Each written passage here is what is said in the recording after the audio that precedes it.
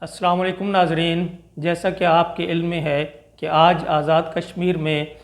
Election ہو رہے ہیں، جس میں 44 سیٹوں پر مختلف پارٹیز کے امیدوار حصہ لے رہے ہیں۔ اب تک کی جو میڈیا رپورٹ سامنے آئی ہیں اور سوشل میڈیا پہ جو اپڈیٹ سامنے آئی ہیں، لوگوں نے جو ویڈیوز چڑھائی ہیں، جو حالات سامنے آ رہے ہیں، اس سے ایسا لگتا ہے کہ آزاد کشمیر کی تاریخ کے سب سے متنازع ترین الیکشن ہوں گے یہ، اور اس الیکشن میں تشدد کا عنصر بہت زیادہ ہے، اور ایسا لگ رہا ہے کہ یہ آزاد کشمیر کی تاریخ کے سب سے زیادہ پرتشدد قسم کے الیکشن ہیں۔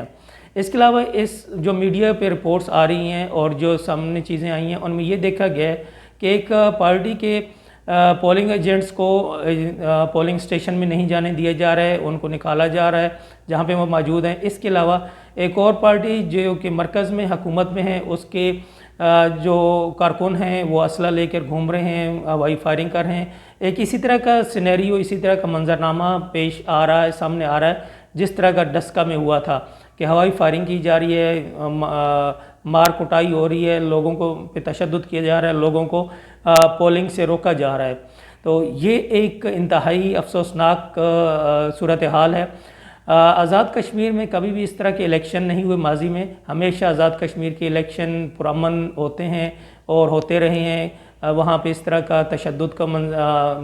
صورتحال کبھی پیش نہیں۔ لیکن اس دفعہ تشدد کی صورتحال اس وجہ سے پیش آ رہی ہے کہ جو تاریخ یا جو روایت 2018 کے الیکشن میں پاکستان کے الیکشن میں ڈالی گئی تھی، جس میں الیکشن کو چوری کیا گیا تھا اور حکومتی مشینری اور دوسرے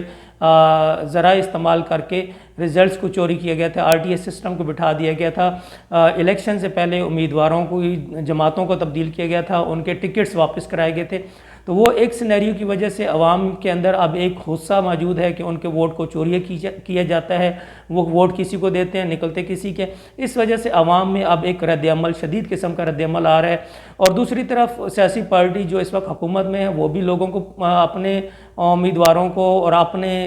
کارکنوں کو تشدد پہ آمادہ کری، جس کی وجہ سے ایک ریئیکشن سامنے آ رہا ہے۔ حکومتی پارٹی کسی بھی صورتحال میں یہ الیکشن جیتنا چاہتی ہے دھاندلی کے ذریعے، جس طرح سے 2018 میں وہ الیکشن چوری کر کے RTS سسٹم بٹھا کے اقتدار میں آئے تھے، اسی طرح سے وہ یہ چاہ رہے ہیں کہ موجودہ الیکشن بھی وہ چوری کر کے اور RTS سسٹم بٹھا کے لوگوں کو ووٹ سے روک کر اقتدار میں آ جائیں۔ تو یہ ایک انتہائی سنجیدہ اور گمبھیر صورتحال ہے آزاد کشمیر کے حوالے سے اور مسئلہ کشمیر کے حوالے سے۔ یہاں پہ ایک اور چیز بہت اہم دیکھی گئی ہے کہ بہت سارے ایسے لوگ سامنے آ رہے ہیں جنہوں نے پچھلے الیکشن میں ووٹ کاسٹ کیا تھا، ان کا ووٹ موجود تھا، کشمیری لوگ جو پاکستان میں ہیں، جو کہ مہاجرین ہیں، ان کے ووٹ موجود تھے، لیکن اس الیکشن میں ان کے ووٹ موجود نہیں ہیں ان کے۔ اور یہ نظر ایسے آ رہا ہے کہ وہ تمام ووٹس جو حکومتی پارٹی کو کاسٹ نہیں ہونے تھے یا جن کے یہ لگ رہا تھا کہ یہ حکومتی پارٹی کا ووٹ نہیں، ان ووٹرز کے ووٹ کو کینسل کر دیا گیا، ان کو ختم کر دیا گیا۔ اور جیسے کہ میں نے ایک دفعہ پہلے ذکر کیا تھا کہ جو اوورسیز پاکستانی کا ووٹ کا ایشو ہے، جس کو حکومت استعمال کرنا چاہتی ہے یا اوورسیز پاکستانیز کو یہ رائٹ دینا چاہیے، وہ بھی بیسیکلی ایک دھاندلی کا ہی ذریعہ ہے، اور اس میں ووٹر لسٹ کا کنٹرول الیکشن کمیشن سے لے کے نادرا کے حوالے کر دینا۔ تو یہاں پہ یہ دیکھا جا سکتا ہے کہ اگر اس طرح سے لوگوں کے ووٹ کو کینسل کر دیا جائے، ان کے ووٹنگ رائٹ کو ختم کر دی جائے، تو یہ ایک دھاندلی کا بہت بڑا ذریعہ ہے، اور اس میں آپ حزب مخالف یا مخالف پارٹی کے ووٹس کو کم کرتے ہیں۔ تو یہ صورتحال ہمیں بتا رہی ہے کہ آج کا दिन, इलेक्शन का दिन कश्मीर में एक खूनी दिन है और हंगामे दंगा फसाद का दिन है। इसी तरह से जो आने वाला रिज़ल्ट्स है वो भी अभी से सूरत हाल ये नज़र आ रही है कि वो मुतनाज़ा होगा और उसको लोगों को एक्सेप्ट करना मुश्किल होगा, क्योंकि जब इलेक्शन पुरअमन हालात में नहीं होते तो उसके जो रिज़ल्ट्स होते हैं वो भी मशकूक होते हैं। अब ये देखना होगा कि रिज़ल्ट किस किस्म के आते हैं और रिज़ल्ट्स के बाद मुख्तलिफ़ सियासी जमातों की तरफ से उस रिज़ल्ट को एक्सेप्ट करने के बारे में क्या पॉलिसी इख्तियार की जाती है और आवाम की तरफ से क्या उसका रद्द अमल आता है। तो अभी आपको कुछ मनाजिर देखेंगे, जो लाइव मनाजिर इस वक्त मुख्तलिफ़ पोलिंग स्टेशन में मुख्तलिफ़ हलकों में नज़र आ रहे हैं वो आप देखिए, और मेरी तरफ से इजाज़त, इंशाअल्लाह फिर इस मौजू पे रिज़ल्ट्स आने के बाद या रिज़ल्ट के दौरान बात होगी। बाकी आप मुख्तलिफ़ पोलिंग स्टेशन में होने वाले वाक़यात और लोगों के जो तासुरात हैं उनको देखिए, और मुझे इजाज़त दीजिए। अस्सलाम वालेकुम। मेरे 9 वोट ना कट्टे दीवान ने पिछले 4 साल तो पांदे आए हैं, 10-15 साल तो इन्हें क्यों कट्टे में उन्होंने मुंह देखे आसी मैं कहा मैं वोट तो नहीं देना, मुआशरी का वोट है इन्हें मेरे मुंह ते क्यों वोट मेरे वोट कटाए 9 वोट इन्हें का खाना खराब होवे, असि इन्हां को पैसे नहीं लेते, असि इन्हां दे थले नहीं लगते, असि इन्हां दे खाने नहीं आ, इन्हें सारे दे वोट कश्मीरियों दे कटाए, असल जेन्युइन वोट कटाए, जाली वोट पवा रहे ने,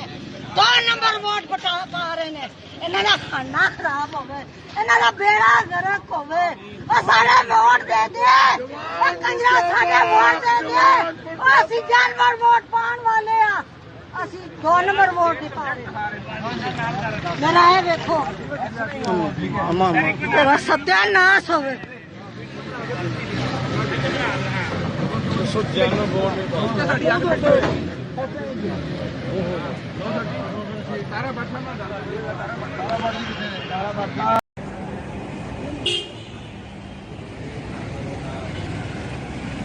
हाँ जनाब, पिछली दफ़ा इलेक्शन में मैंने वोट दरखास्त किया था, इस दफ़ा आया इलेक्शन वोट सीजन में, यहाँ लिस्टों में हमारा नाम नहीं है और 20-25 लोग हैं, हम लोग यहाँ पे पूरा ख़ानदान है, लेकिन लिस्टों में नाम नहीं है हमारा। वोट कैंसिल कर दिए गए, क्या होगा। ये इनका CNIC है और ये इनके एड्रेस भी लिखे हुए हैं, लेकिन इनके वोट कैंसिल हो गए, जबकि 20-25 अफराद हैं इनके ख़ानदान के जो कि लियाकताबाद में रहते हैं।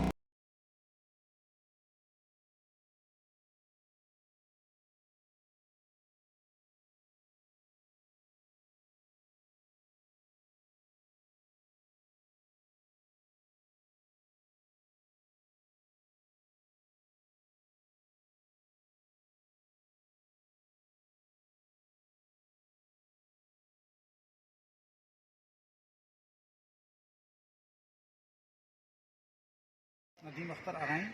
डिस्ट्रिक्ट प्रेसिडेंट पाकिस्तान मुस्लिम यूनियन कराची। आज कश्मीर के होने वाले इलेक्शन में असिस्टेंट रिटर्निंग अफसर जो थे यहाँ के, उन्होंने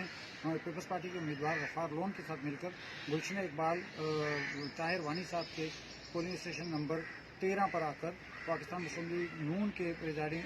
पोलिंग एजेंट्स को, प्रिजाइडिंग अफसर को कहकर वहाँ से निकलवा दिया, और उसके बाद असिस्टेंट रिटर्निंग अफसर साहब ने एक गैर कानूनी आर्डर कोट किया कि इलेक्शन पोलिंग एजेंट जो है उसका वोटर होना लाजमी है, जबकि ज़ाब्ता अखलाक क्वाइट में 57 नंबर जो शेख है वो चीफ